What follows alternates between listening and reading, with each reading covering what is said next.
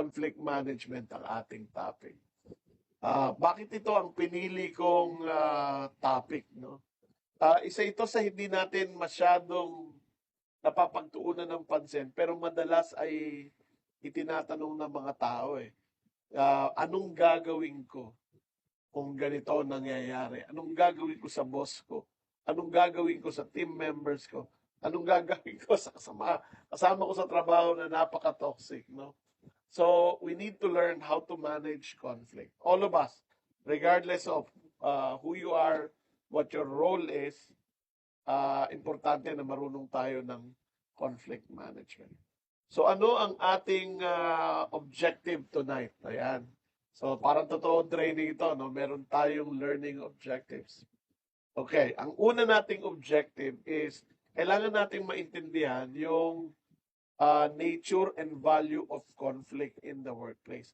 Madalas kasi, naisip natin, pag narinig yung salitang conflict, ang conflict ay kailangang iwasan, ano? Pero hindi Importante ang conflict sa isang organization, sa isang team. Pag walang conflict, walang fine-tuning of idea. There are, of course, negative and positive conflicts.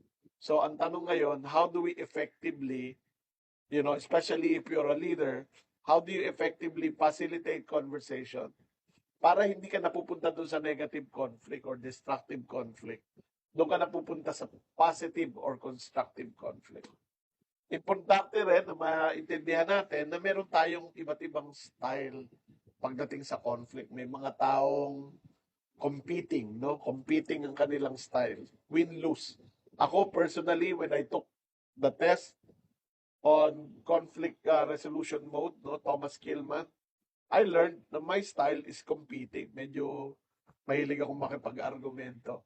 Hindi siya ideal, yung style ko, hindi ideal sa isang collaborative environment.